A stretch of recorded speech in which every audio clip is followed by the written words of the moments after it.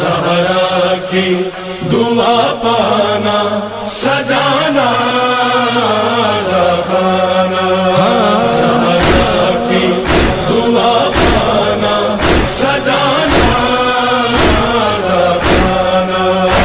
اے اہل عزائے شاہ خدا، اس دہر میں جب تک ہو زندہ، تہذیب عزاداری ہے یہی، دو کام ضروری تم کرنا، دو کام ضروری تم کرنا۔ مجلس میں چلے جانا سجانا زخانہ، سحرا کی دعا پانا سجانا زخانہ۔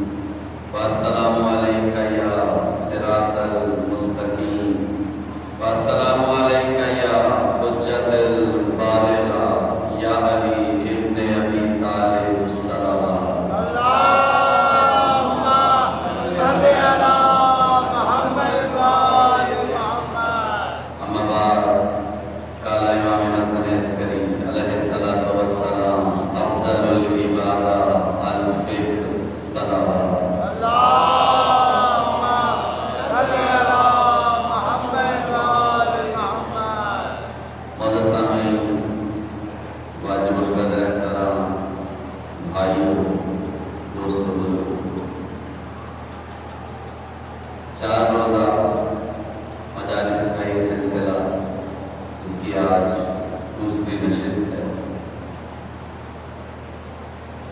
اور ان مجالس میں اس موضوع کو قرار دیا ہے وہ ہے معرفت نماز، معرفت روزہ، معرفت زکوٰۃ، معرفت حج اور معرفت ولایت۔ پروردگار عالم نے جو سب سے انمول شے خلق کی ہے، جس کی وجہ سے انسان ہے، اللہ کی اس نعمت عظمیٰ کو عقل کہتے ہیں، اور مولا کا فرمان نشان ہے کہ عقل کا کام ہے اپنے ہادی کو پہچاننا۔ توجہ ہے، یعنی یہ طے ہے کہ جو شخص اپنے ہادی کو پہچانتا ہے، علم الہی میں صرف وہی عاقل ہے، باقی ہر ایک جاہل ہے۔ درود پڑھیے بابا نے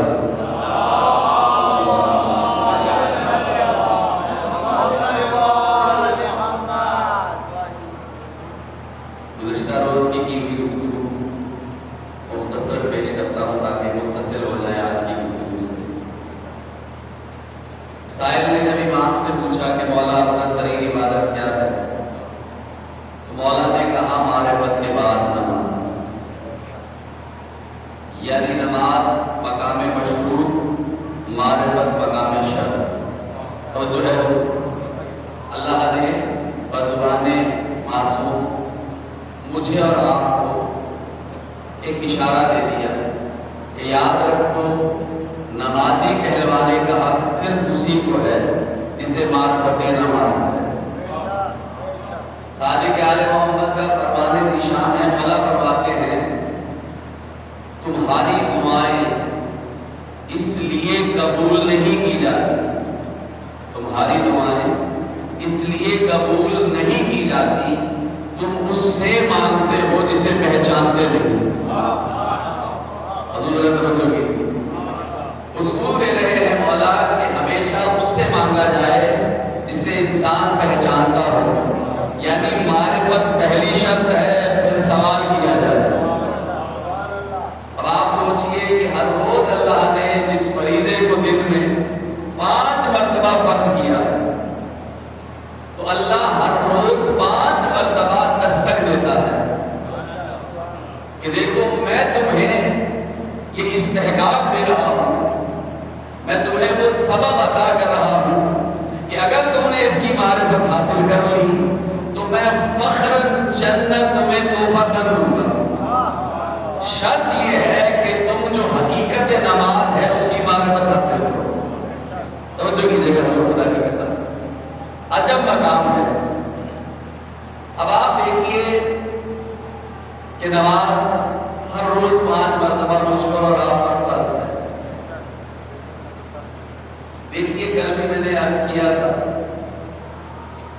دوبارہ میں آپ کو ہدیہ درپیش کیے دیتا ہوں کہ لفظ نماز فارسی ہے، یعنی فارسی کا لفظ ہے نماز، جسے عربی میں صلاۃ کہتے ہیں، اور اگر اردو میں اس کا ترجمہ کیا جائے تو اسے دعا کہتے ہیں۔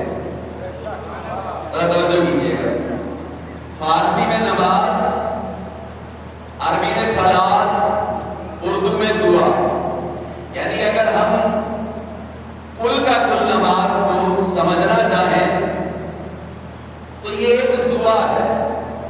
اب جو عارف نمازی ہے وہ پوری کی پوری نماز کا غور و فکر سے جب جائزہ لے گا، نماز ہے کیا، صلاۃ ہے کیا، دعا ہے، پوری کی پوری نماز میں جو مقام دعا ہے اللہ صرف وہی سمجھانا چاہتا ہے۔ پوری کی پوری نماز میں جو مقام دعا ہے اللہ صرف وہی سمجھانا چاہتا ہے۔ اب بتائیے کیا میں اور آپ متلاشی نہیں ہیں؟ کیا مجھ پر اور آپ پر یہ حجت نہیں ہے کہ ہم ہر روز جب پنجگانہ نماز ادا کرتے ہیں تو نماز کی ادائیگی سے پہلے اس شے کی معرفت حاصل کریں کہ اللہ نے اس پوری نماز میں وہ کون سا مقام ہے جہاں لفظ دعا کو قرار دیا ہے۔ دیکھیے مقام کیا ہے، اللہ کہہ رہا ہے اہدنا الصراط المستقیم، بار الہ مجھے صراط مستقیم پر قائم رکھ۔ یعنی کل کی کل نماز کا جو خلاصہ ہے، جو دعا ہے وہ کیا ہے کہ بار الہ مجھے صراط مستقیم پر قائم رکھ۔ چلے کچھ سہل کر کے پیش کرتا ہوں۔ نماز کی ابتدا کیا ہے حضور؟ نیت، واجب قربتاً اللہ۔ اس کے بعد کیا ہے؟ تکبیر، یعنی اس کی کبریائی کی تعریف ہے۔ پھر کیا ہے؟ بسم اللہ الرحمن الرحیم۔ اور آپ دیکھیے خدا کی قسم قربان ہو جائے اہل بیت علیہ السلام پر ایک درود پڑھیے گا، اللہ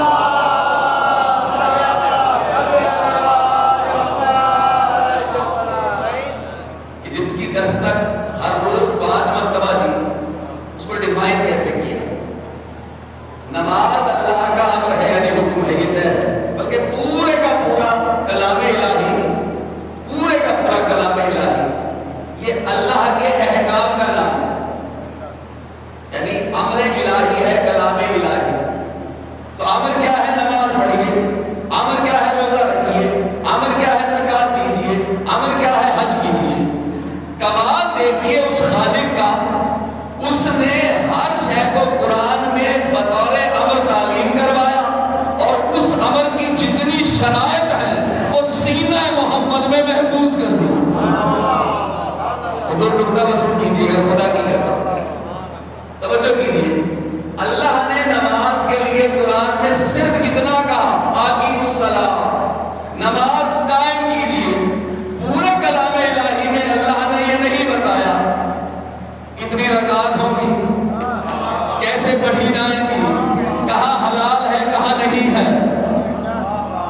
دیکھیے عبادت ہے خدا کی، ذریعہ بنایا محمد کو، سوچئے کتنا قیمتی ہے محمد۔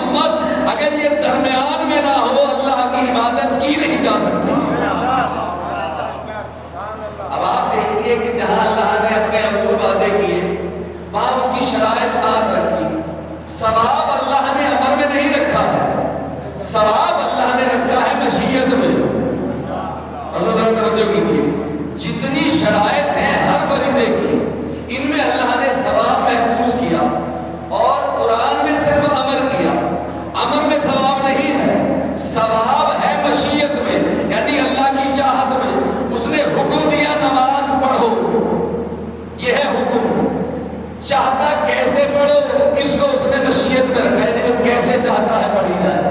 اس نے بزبان محمد اپنی چاہت بتائی کہ محمد انہیں بتا دیجئے کہ یہ جو نماز ہے نا یہ غصبی زمین پہ ہو نہیں سکتی۔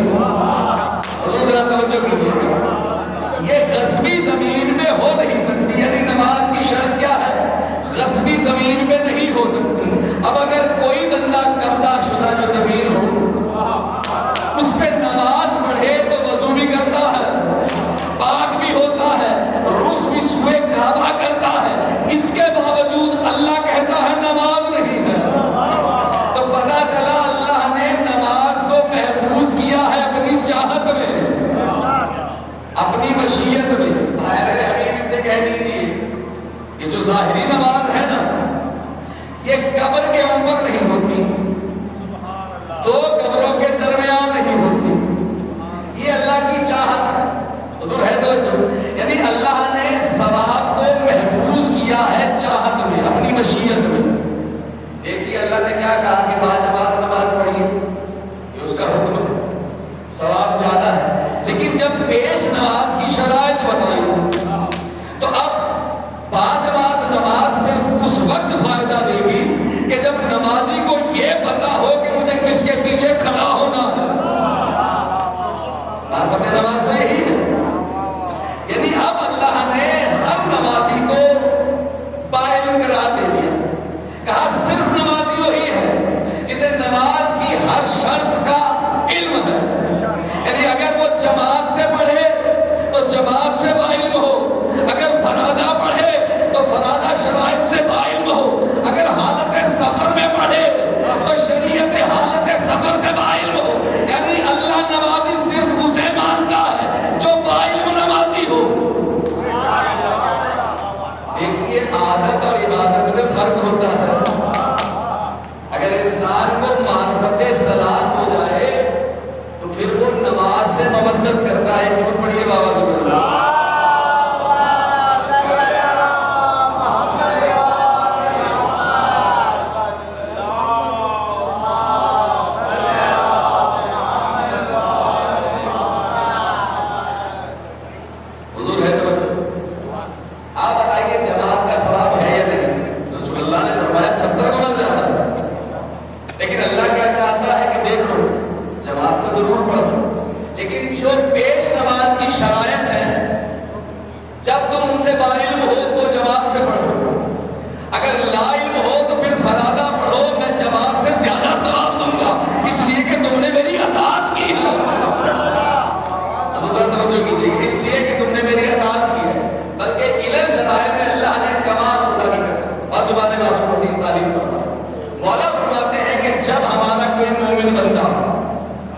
فرادہ نماز کے لیے کھڑا ہوتا ہے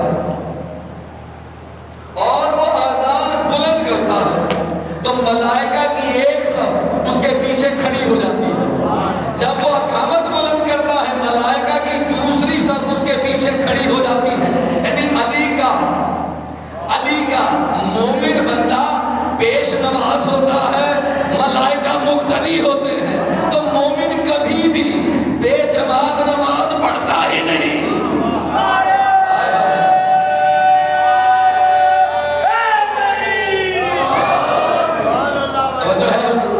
بنا جماعت مومن نماز پڑھتا ہی نہیں۔ سوچئے ملائکہ اللہ کی معصوم مخلوق ہے، علی نے اپنے مومن کو کیا استحقاق بخشا ہے، حضور نے توجہ کی تھی۔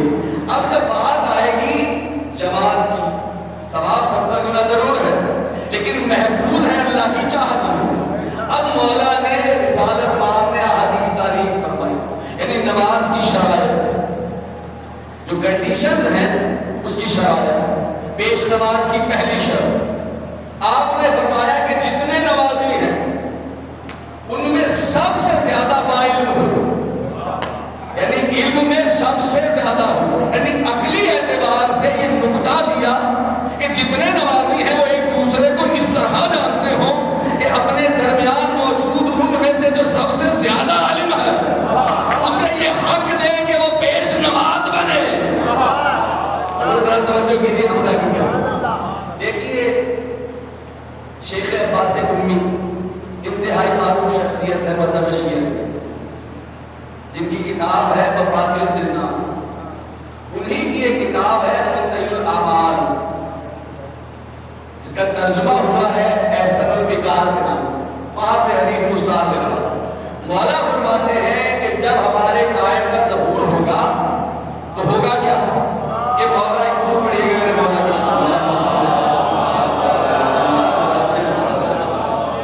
کہا جب ان کا ظہور ہوگا تو مولا ہر اس 18 سالہ جوان کو قتل کریں گے جو احکام شریعت نہیں جانتا ہوگا۔ آپ بتائیے کس قدر مشکل امتحان ہے میرا آپ، یعنی ہم سے جو اہل بیت کا تقاضا ہے، ڈیمانڈ ہے، وہ کیا ہے کہ ہر شیعہ بچہ 18 سال کا جب ہونا تو اسے جتنے احکام شریعہ ہے نا ان سے باعلم ہونا چاہیے، باعلم ہونا چاہیے۔ اب بتائیے مولا کی تلوار کے نیچے دوست ہوگا یا دشمن؟ یقیناً دشمن ہوگا، یعنی مولا ہر شیعہ کو باعلم دیکھنا چاہتے ہیں۔ تو پہلی شرط کیا ہے؟ پیش نماز کی، سب سے زیادہ باعلم ہو جو پیش نماز ہے۔ اور ایک بات اور یاد رکھیے، یہ امانت ہے آپ کے لیے، لفظ امام کو انتہائی بے قیمتی کر دیا ہے ہم سب نے، اور یہ کتنا قیمتی لفظ ہے یہ اللہ جانتا ہے۔ دیکھیے امام امام ہوتا ہے، امام امام ہوتا ہے، الف کے نیچے زیر آئے تو امام، الف کے اوپر زبر آئے تو امام، پیش نماز امام نہیں امام ہوتا ہے۔ امام اسے کہتے ہیں کہ جو آگے کھڑا ہو، امام اسے کہتے ہیں جو انگلی پکڑ کے جنت میں داخل کر دے۔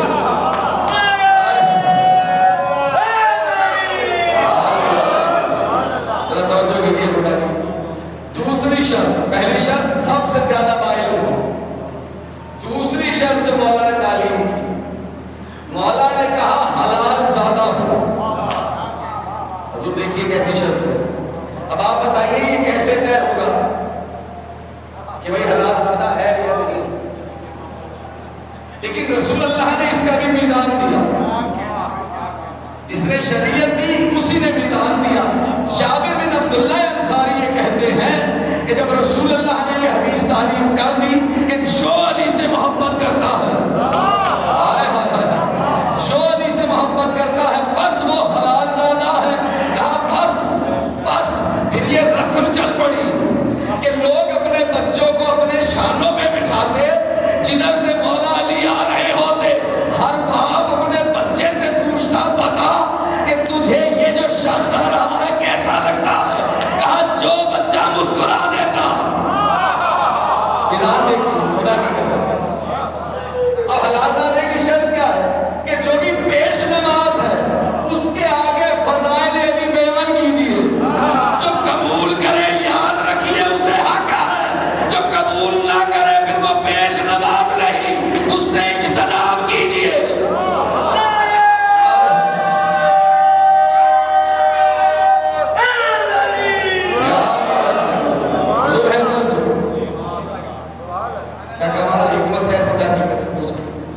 اچھا پوری کی پوری نماز ہے ہی معرفت، لیکن شرط یہ ہے کہ بندہ عارف ہو۔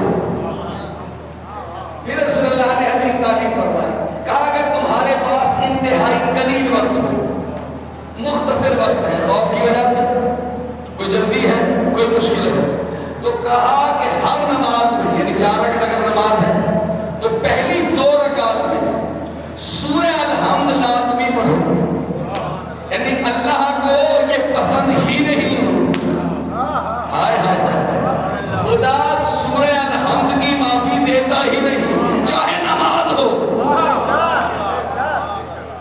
دیکھیے وہ استثناء دینے پہ آئے تو نماز چھوڑا رہتا ہے، نہ دینے پہ آئے تو کیا کہہ رہا ہے محمد مصطفیٰ کہ دیکھو اگر وقت قلیل ہے، جان کا خوف ہے، کوئی مشکل ہے تو اکتفا کس چیز پہ کرو؟ رسول خدا نے فرمایا کہ اگر 4 رکعت نماز ہے یا 3 رکعت نماز ہے تو 2 پہلی جو رکعت ہے ان میں سورہ الحمد لازمی پڑھنی ہے، یعنی ہر شے کی معافی ہے لیکن سورہ الحمد کی معافی نہیں ہے، خدا جانے یہ الحمد کیا ہے۔ پھر رسول اللہ نے حدیث تعلیم فرمایا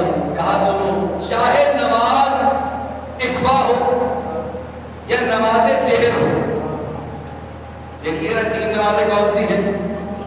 دو نمازیں کون سی ہیں؟ ہر ایک باری میں یعنی ظہرین اکفا ہے، فجر اور مغربین جہر کے ساتھ پڑھی جاتی ہے۔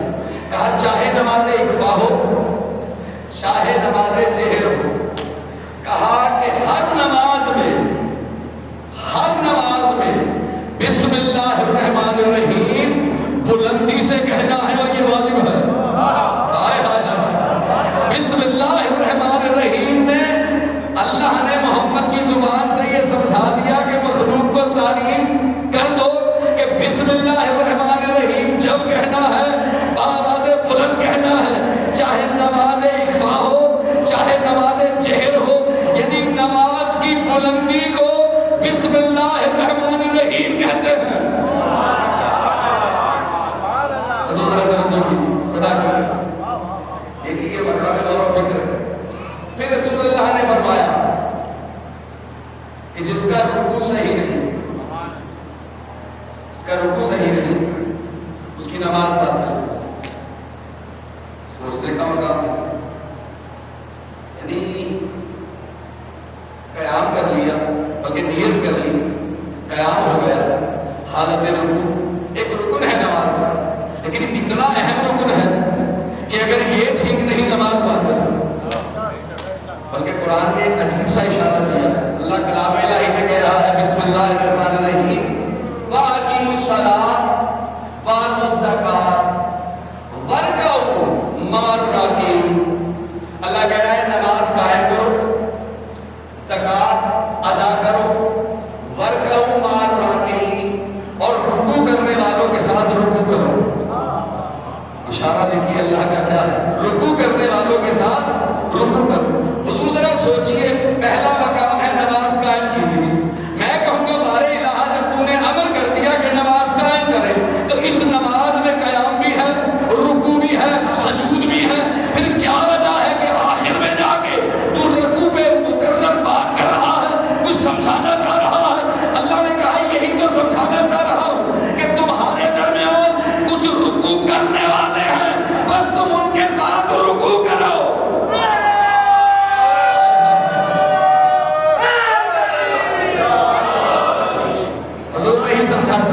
دوبارہ سمجھیے، بتائیے کہ جب اللہ نے کہا کہ وہ صلاۃ، تو کیا صلاۃ میں رکوع ہے یا نہیں؟ سوال ہے، حتماً ہے، یہ طے ہے کہ صلاۃ میں رکوع ہے، اس لیے کہ جزو صلاۃ ہے۔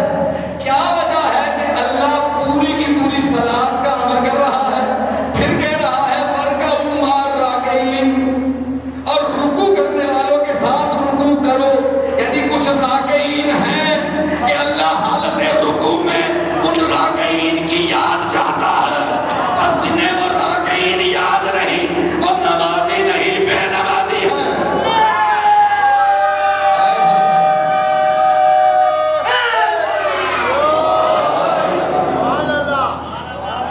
غور و فکر کیجیے، دیکھیے نماز پڑھنے کا لطف تب ہے کہ جب ہر نماز کا جز بتائے کہ میں فضائل محمد اور آل محمد بیان کر رہا ہوں۔ یہ بتائیے کہ بنا درود کے نماز ہوتی ہے یا نہیں ہوتی؟ طے ہے۔ اچھا اب درود ہے معبود میں نہیں، اللہ کے یعنی معبود کے عبادت، یہی معرفت صلاۃ ہے۔ درود ہے محمد اور آل محمد پر، اگر یہ نہیں تو نماز نہیں۔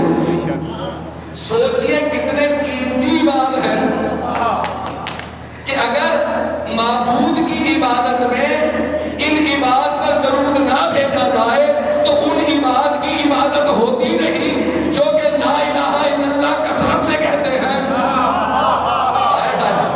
اس کا مطلب ہے کہ اللہ نے الوہیت میں عبادت کی، اللہ نے الوہیت میں جو عبادت کا ثمر ہے وہ نہیں رکھا، ثمر رکھا ہے اللہ نے چند عباد کی تعظیم میں، تقریم میں۔ تو حضور کیا ہے؟ درود۔ اگر نماز میں نہ ہو تو نماز باطل ہے، یہ طے ہے۔ اب آپ دیکھیے حکمت پروردگار کا ہر مقام پر بار بار دستک دیتا ہے، یعنی حالت قیام اختتام درود،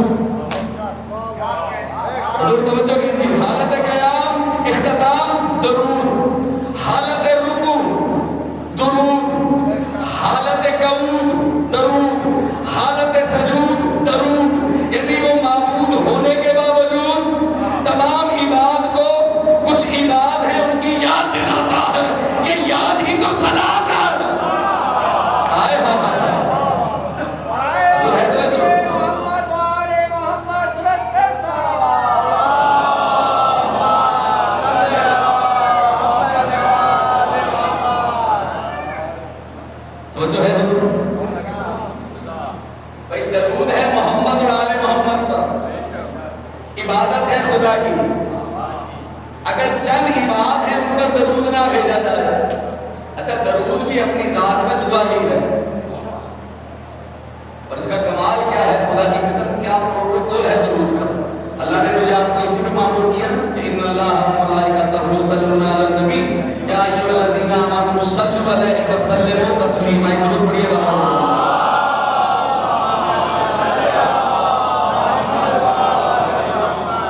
یہ کتنا قیمتی ہے اس کی معرفت حاصل کی. کیا کہہ رہا ہے کہ بے شک اللہ اور اس کے ملائکہ محمد اور آل محمد پر اپنے نبی پر درود بھیجتے ہیں.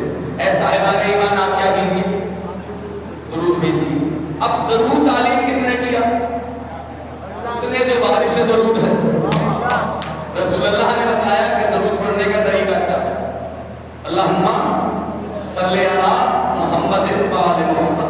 اللہ نے قرآن میں امر کیا، یہی کیا تھا ان اللہ و ملائکتہ یصلون علی النبی. یہ ہے امر الہی. محمد نے اس کی تشریح کی کہ درود پڑھا کیسے جائے گا. اب درود جب میں اور آپ پڑھتے ہیں کیا پڑھتے ہیں؟ اللہم بار الہ صلی علی محمد و آل محمد. محمد اور آل محمد پر تو صلوات بھیج. حکم دیا ہے ہمیں، ہم پلٹا دیتے ہیں خدا کی طرف. حکم دیا ہے ہمیں، ہم پلٹا دیتے ہیں خدا کی طرف. کیوں پلٹاتے ہیں؟ معرفت اس میں یہ ہے کہ ہم وہ استحقاق ہی نہیں رکھتے کہ جو منزلت، جو فضیلت، جو مقام ہے محمد اور آل محمد کا، جب ہم پلٹاتے ہیں نا تو ہم اللہ سے یہی کہتے ہیں بار الہ جن پہ درود پڑھنے کا تو نے حکم دیا ہے نا، ہم نہیں جانتے کہ وہ کیا استحقاق رکھتے ہیں کہ ان کی تعریف کیسے کی جائے، لہٰذا ہم تیری طرف پلٹاتے ہیں. تو ہی جانتا ہے کہ محمد اور آل محمد پہ کیسے درود بھیجا جائے. ہم تجھ پر بھیج رہے ہیں، تو ان پر بھیج.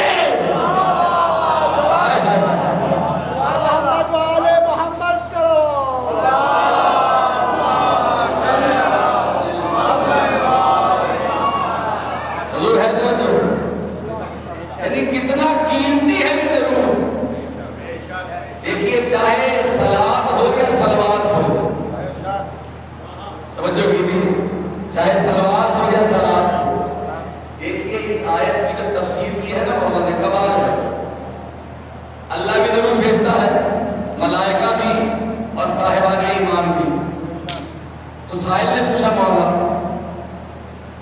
کیا اللہ بھی عبادت کرتا ہے؟ مولا نے کہا وہ تو معبود ہے، اور معبود کہتے ہی اسے ہیں جو کسی کی عبادت نہ کرے. اللہ کہہ رہے آپ سمجھ سکیں. اس نے کہا مولا پھر اللہ کا درود بھیجنا کیا ہے؟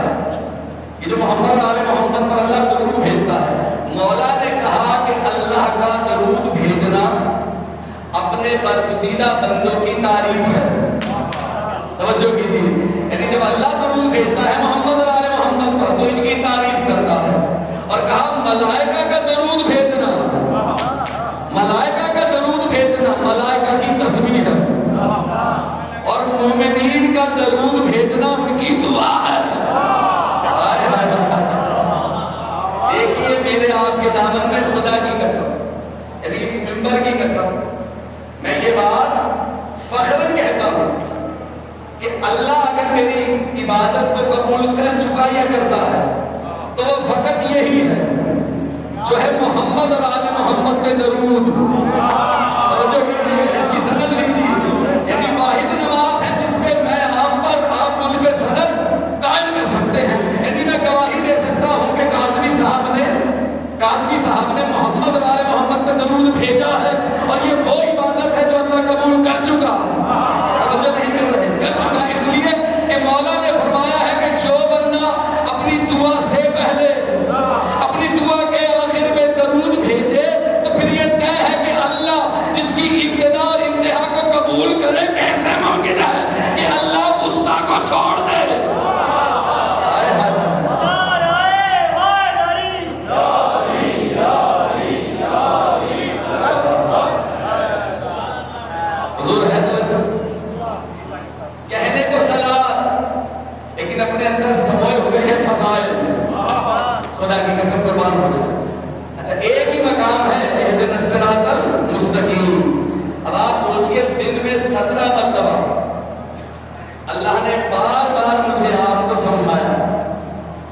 تم جب یہ کہتے ہو نا اہدنا الصراط المستقیم، کیا اس کی معرفت رکھتے ہو؟ میں رسول اللہ کی طرف پلٹاتا ہوں کہ یا رسول اللہ آپ نے ہمیں نماز تعلیم کی، آپ بتائیے صراط مستقیم کیا ہے؟ کہ ہر روز بجگانہ نماز میں ہم بار بار سورہ الحمد کی تلاوت کرتے ہیں، وہ صراط مستقیم کیا ہے؟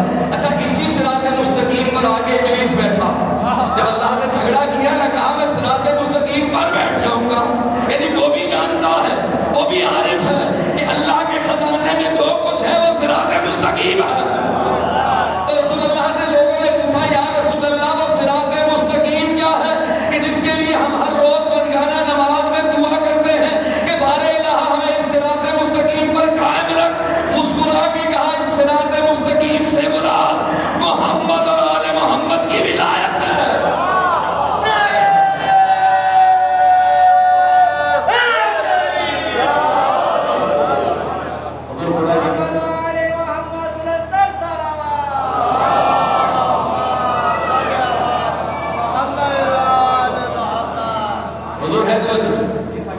یعنی نماز میں الحمد کی معافی نہیں دی، نماز میں بسم اللہ الرحمن الرحیم کی معافی نہیں دی، اور پھر جب حالت رکوع میں لایا تو کیا کہلوا رہا تھا؟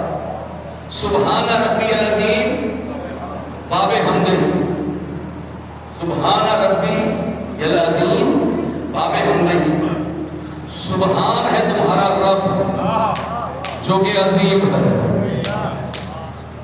باب حمدہ ہی، اور کوئی حمد ہے جو اس کے ساتھ ہے، آئے ہائے نتیجہ لیجیے، باب حمدہ ہی، یہ جو ہی کی ضمیر ہے یہ اللہ کی طرف جا رہی ہے، کوئی خاص حمد ہے جو اللہ کے ساتھ ہے، اور اللہ کو اتنی محبوب ہے، پہلے مجھے آپ کو یہ سمجھاتا ہے کہ تم میری سبحانیت کا تذکرہ کرو، میری عظمت کا تذکرہ کرو، لیکن یاد رکھو حمد کو بھول نہ جانا، حمد کو یاد رکھنا۔ پھر حالت قعود میں، حالت سجود میں کیا کہلوا رہا ہے؟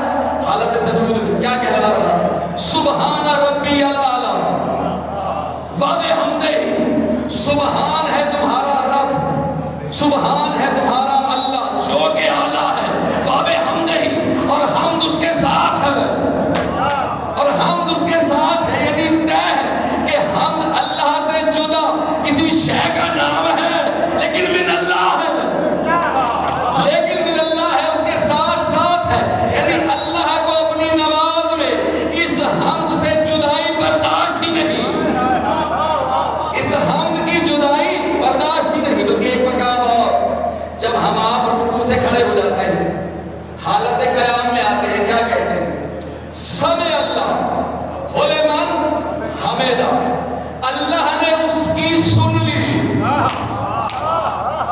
اللہ نے اس کی سن لی، لمن حمدہ، جس نے اس کی حمد کی، یعنی اللہ صرف اس کی سنتا ہے جو اس کی حمد کرتا ہے، اور کسی کی سنتا ہی نہیں، توجہ ہی نہیں کر رہے، حمد اس کے ساتھ ساتھ ہے، وہ صرف اس کی سنتا ہے جو اس کی حمد کرتا ہے۔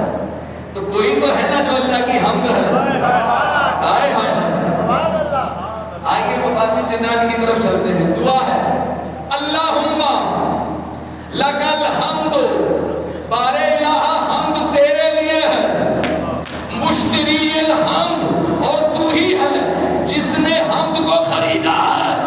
اب یاد کیجئے وہ کون ہے جو بکا ہے، اللہ نے خریدا ہے، شب ہجرت، آئے ہائے شب ہجرت،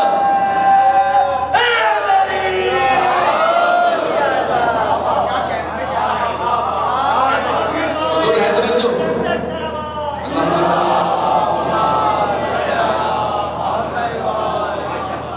حضور اللہ خریدار ہے حمد کا، بھئی کوئی تو حمد ہے نا۔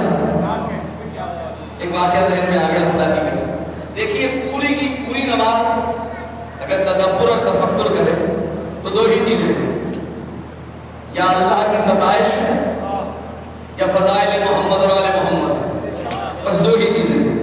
بلکہ یوں کہہ لیجئے کہ یہ وہ فضائل محمد اور آل محمد میں جس میں اللہ مجھے آپ کو سوئے کعبہ نہیں پہنچ رہے؟ یہ نماز ہے کیا؟ یعنی اللہ مجھے اور آپ کو دن میں 5 مرتبہ رخ سوئے کعبہ کروا کے یہ کہتا ہے کہ تم سب عربی میں فضائل محمد اور آل محمد بیان کرو. اللہ کرے آپ سمجھ سکیں. خدا کی قسم اللہ نے دیکھیے حکمت کیا ہے. دن میں تو ہم 5 مرتبہ کرتے ہیں نا, 5 مرتبہ کرتے ہیں, 5 نمازیں پڑھتے ہیں, 5 مرتبہ رخ کرتے ہیں سوئے کعبہ. جب مومن مر جاتا ہے تو جب تک اٹھایا نہیں جائے گا اس کا رخ صرف ایک ہی طرف رہتا ہے. حالت قبر میں مومن کو سوئے کعبہ لٹایا جاتا ہے. اسے یہی سمجھایا جاتا ہے کہ سن اور سمجھ, تو پیدا ہی اس کعبے کے لیے کیا گیا ہے. اللہ نے مکان دکھایا ہے, مکین سمجھایا ہے.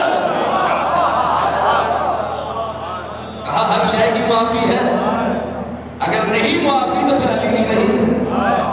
یاد رکھو علی کی معافی نہیں ہے. تو کیا ہے, کوئی حمد ہے جو بکی ہے؟ اللہ ہے خریدار. یہ طے ہے, اللہ ہے خریدار. اب جب علی یہ کہیں کہ پورے کا پورا قرآن یاسین میں ہے, یاسین حمد میں ہے, حمد بسم اللہ میں ہے, بسم اللہ بے میں ہے, بے کا نقطہ مائے علی. اللہ اکبر. قربان ہو جائے خدا کی قسم اپنے مولا. 2 اشارے اور لیجیے تو یاد رکھو. اللہ نے کلام الہی میں 2 طرح کے اماموں کا ذکر کیا.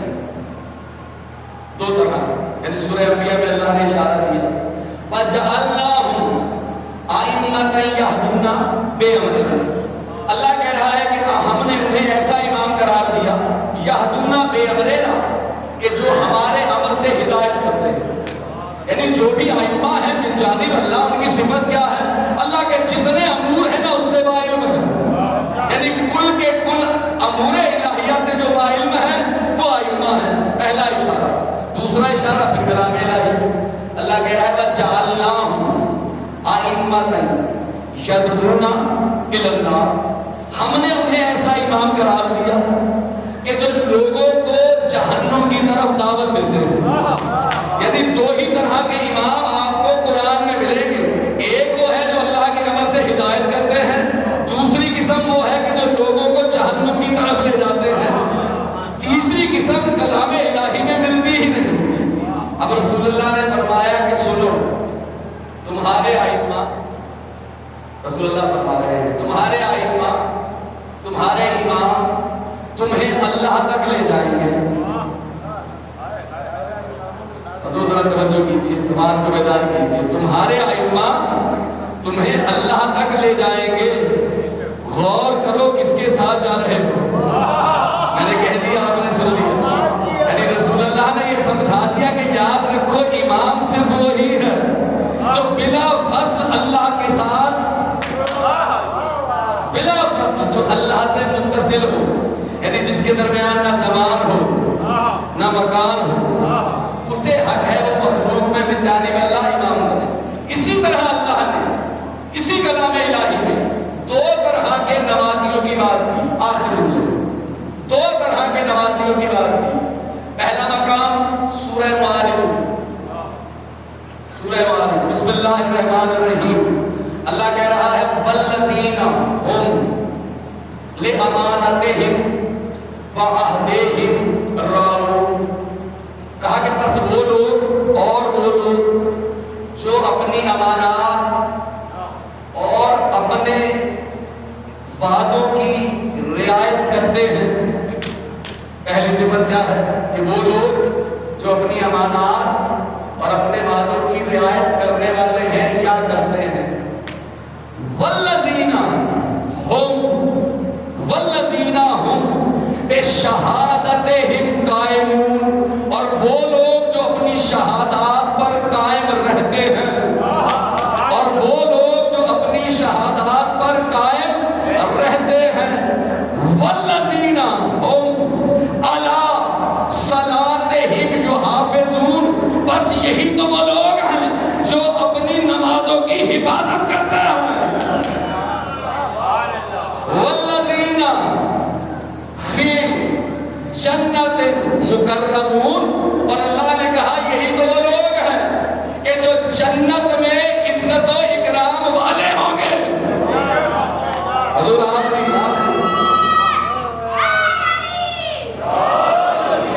توجہ ہے. اللہ نے صفات بتائی ہیں کچھ نمازیوں کی. پہلی صفت کیا ہے؟ جو امانات ہیں، جو وعدے ہیں، ان پر پورا اترتے ہیں. اللہ کی سب سے بڑی امانت کیا ہے؟ جا کے کسی سے پوچھئے. اللہ کا سب سے بڑا عہد جو میں نے آپ نے دیا ہے، جا کے پوچھئے وہ کیا ہے. بس جو اس امانت پر پورا اترے، جو اس عہد پر پورا اترے. اس کے بعد والی صفت کیا ہے؟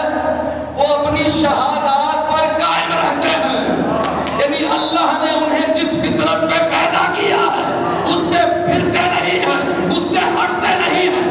مولا فرماتے ہیں اللہ نے بندے کو لا الہ الا اللہ محمد الرسول اللہ علی ولی اللہ پر خلق کیا ہے. وہ اپنی شہادات پر قائم رہتے ہیں.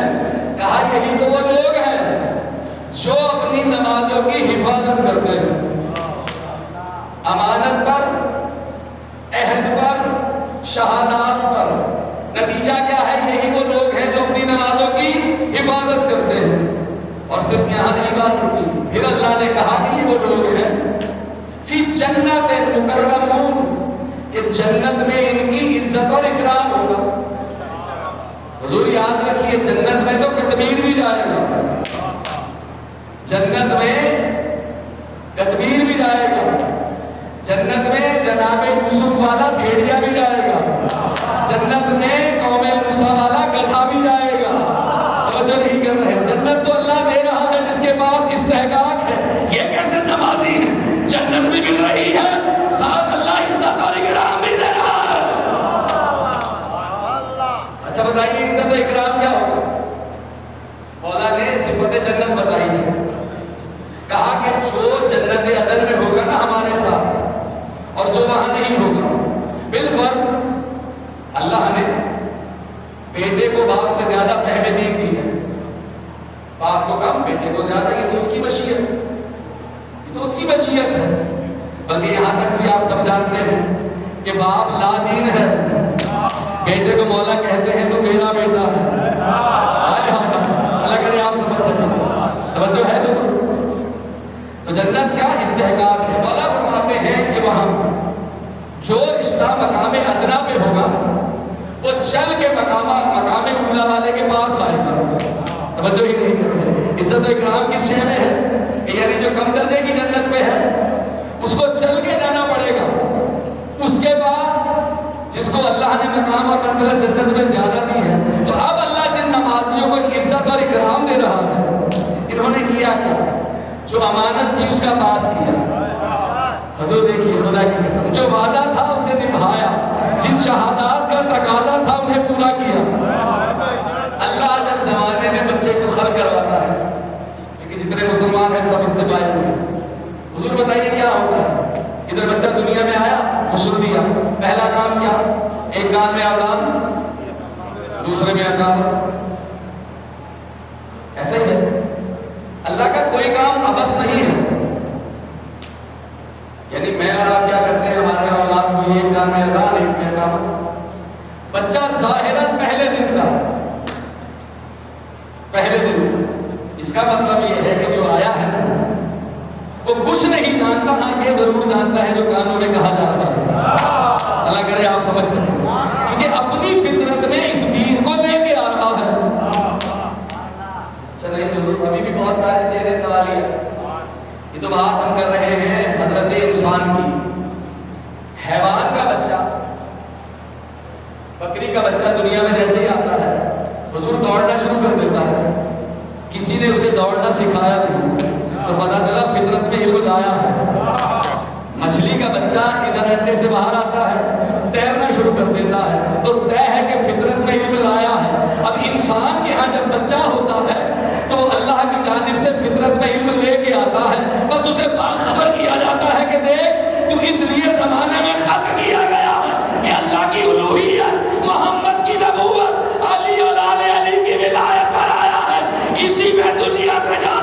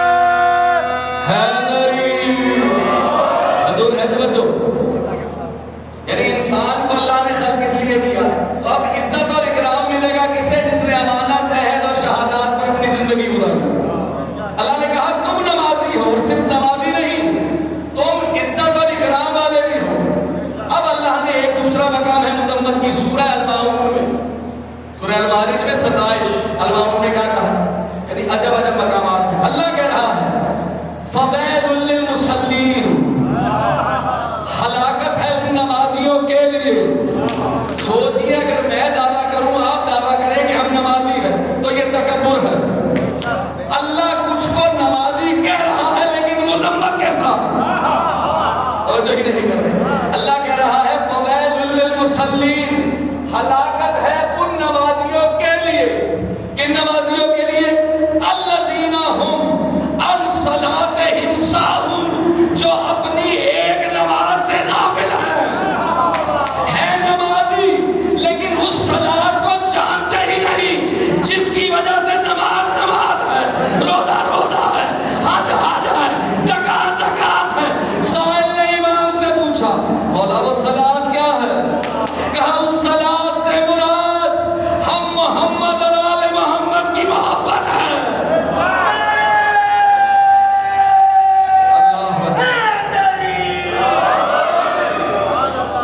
اللہ حضور استحقاق پیدا کرنا ہے مجھے اور آپ کہ ہم عارف نمازی بنے، عادتی نہیں۔ معرفت صلاۃ ہونی چاہیے۔ مولا فرماتے ہیں ہمارے شیعہ وہ ہیں، انشاءاللہ کل یہیں سے گفتگو متصل کریں گے، ہمارے شیعہ وہ ہیں کہ جو ہمارے فضائل سن کے روتے، مسائل سوچ کے روتے۔ اللہ اکبر۔ فوج اشقیہ کا ایک سپاہی صاحب دمت الثاقبہ اور صاحب ریاض القدس نے اس روایت کو لکھا۔ فوج اشقیہ کا ایک سپاہی 11 محرم کو یہ کہتا ہے کہ جب نماز مغرب کا وقت ہوا تو میں لاشوں کے درمیان تھا، کہا میں نے ایک سر بریدہ لاشی سے ایک آواز سنی، کہا صدا کیا رہی تھی؟ اشہد ان علی ولی اللہ۔ یہ کہتا ہے کہ جس وجہ سے ہم نے ہر ایک کو قتل کر دیا مجھے تو ابھی تک باقی ہے۔ آزاداران مظلوم کربلا، یزید نے حکم دیا کہ سادات کا کارواں، سادات کا قافلہ دربار میں پیش کیا جائے۔ عجب منظر ہے دربار شام کا۔ ایک پردہ گرایا گیا جس پردے کے پیچھے یزید کی بیٹیاں، اللہ اکبر، 900 کرسی نشین شرابیوں کا مجمع۔ صادق آل محمد فرماتے ہیں کہ سنو اے میرے شیعوں، یاد رکھو نہ کبھی شراب پینا نہ کبھی شطرنج کھیلنا، اس لیے کہ یہ وہ دو چیزیں ہیں کہ وہ ہنس ہنس کے شراب پیتا رہا۔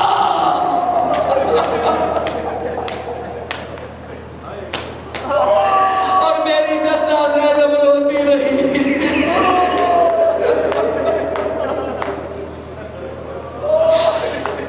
آزادار قافلہ حسینی داخل ہوا۔ بی بی سکینہ یہ کہتی ہے سب سے آگے بھیا سید سجاد تھے، رسد بستہ، پاؤں میں بیڑیاں، اور ایک رسی میرے بھائی کے گلے میں بندھی تھی، پھر وہی رسی ہر بی بی کو بندھی ہوئی تھی۔ سب سے آخر میں یہ ننھی شہزادی تھی، یا سید سجاد کا گلا رسی سے بندھا تھا یا اس 4 سالہ بچی کا۔ یزید کے سامنے جا کر اہل بیت کے گھرانے کو کھڑا کر دیا گیا،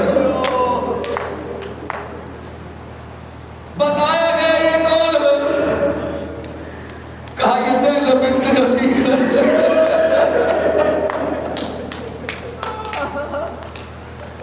شراب پیتا جاتا تھا، ہنستا جاتا تھا۔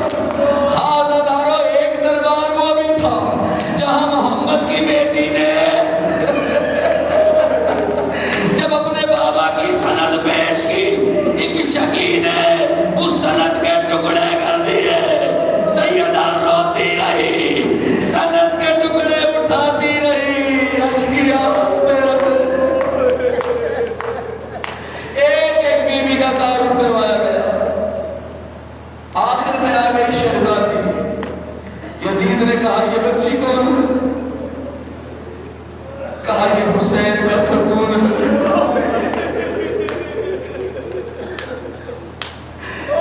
یہ حسین کی تسکین ہے۔ رخ دیا بی بی سکینہ مدینہ کی طرف. کہا ہے بچی اپنا احوال سفر سنو. شہزادی نے رونا شروع کیا. کہنے لگا روتی کیوں ہے؟ ننھے ننھے ہاتھوں سے چہرہ چھپا کے کہا کیسے نہ رو، میں نبی کی بیٹی ہوں، نہ سر پہ چادر. اور احوال سفر کیا پوچھتا ہے؟ کہا بس ایک بات بتا دیتی ہوں، جب سے کربلا سے اسیر کی گئی ہوں نا، ایک لمحے کے لیے بھی سوئی نہیں ہوں، اس لیے کہ جس سواری پہ مجھے سوار کرایا گیا وہ اتنی ضعیف تھی کہ بار بار گرتی. یہ رجز بن کیس لئی، جب سواری گرتی میں بھی گر جاتی. یہ قریب آتا آ کے مجھے تازیہ لواتا. شکی کہنے لگا مجھے بتایا گیا ہے میرا بابا مجھے بہت